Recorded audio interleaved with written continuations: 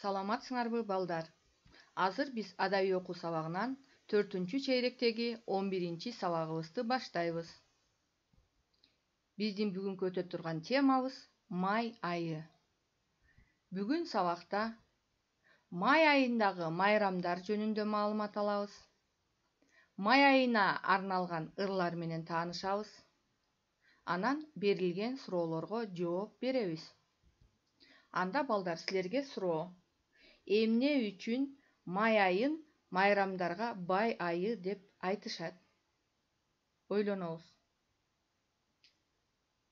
Анда азыр биз календардан май айын карап көрөлү. 2020 жыл май айы. Календарды карасаңар, бул жерде кызыл түс менен майрамдар берилген, жашыл түс менен эс алуу күндөрү, дем алыштар, ал эми кара түс менен иш күндөрү берилген. Демек, май айында 3 майрам бар экен. Эми ушул майрамдарды карайлы. 1 май жаз жана эмгек майрамы бар экен. 5 май Конституция күнү. 9 май жеңиш күнү бар экен. Эми ар бир майрамга кыскача токтолуп кетели. 1 май жаз жана эмгек майрамы. Бул майрам дүйнө жүзү боюнча майрамдалат.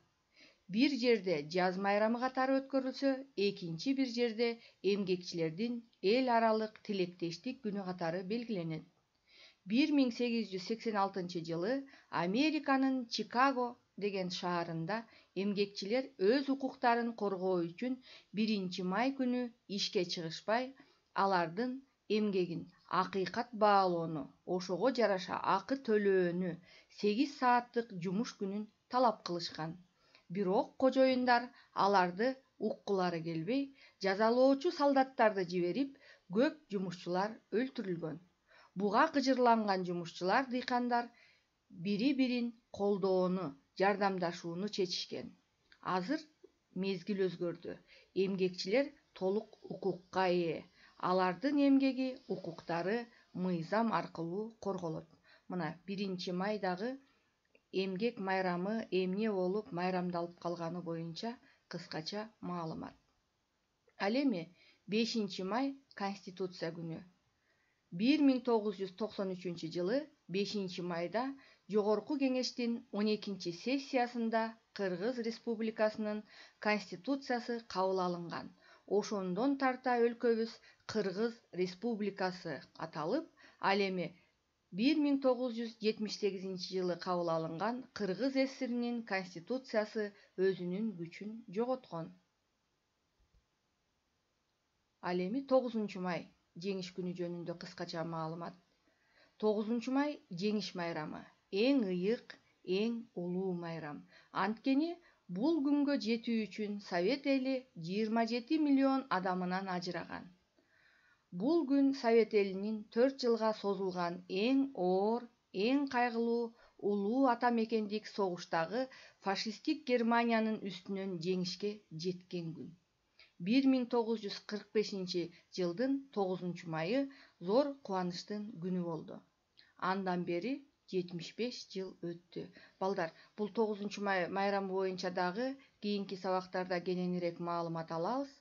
Азырынча кыскача маалыматтар ушулар. Эми ушул май айына майрамдарга карата биздин кыргыз акын жазуучулары дагы өзлөрүнүн чыгармаларын жаратышкан.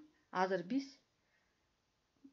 1-2 ырга көңүл буруп кетели. Бул жерде май айы деген Токтосун Самудиновдун ыры берилген. Анда ырга кулак салгыла.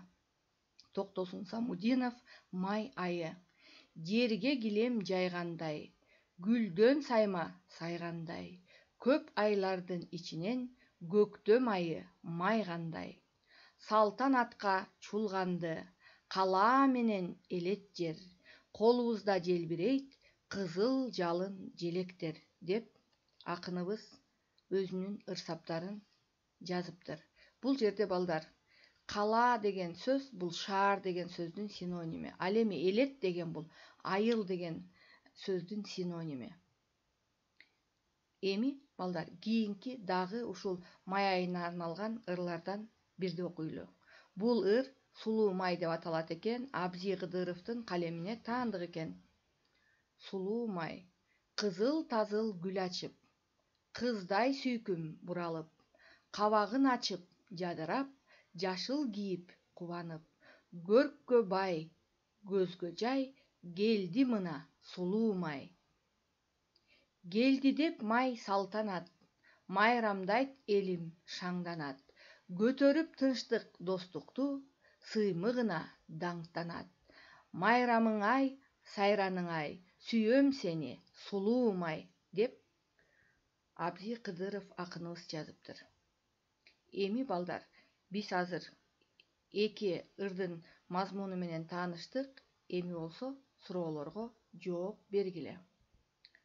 Биринчи, жогорудагы ырларда май айынын кооздугу кандай сүрөттөлүптүр? Экинчи суроо. Май айын эмне үчүн майрамдарга бай ай деп айтабыз? Үчүнчү, кайсы майрамдар бар экен? Төртүнчү, ырлардан өзүңөргө жакканын жаттап алгыла. Эми балдар, биз сабагыбызды жыйынтыктайлы. Биз бүгүн май айындагы майрамдар, алар жөнүндөгү ырлар менен тааныштык. Эми силерге тапшырмалар. Суроолорго жооп берип, эки ырдын ичинен жаккан ыр-саптарын жаттап аласыңар жана ал жаттаганыңарды WhatsApp аркылуу видеого тартып мугалимиңерге жөнөтөсүңөр. Балдар, ушуну менен биздин май айы деген темадагы сабагыбыз аягына келип жетти. Эмки сабакта жолугушканча сак саламатта болгула.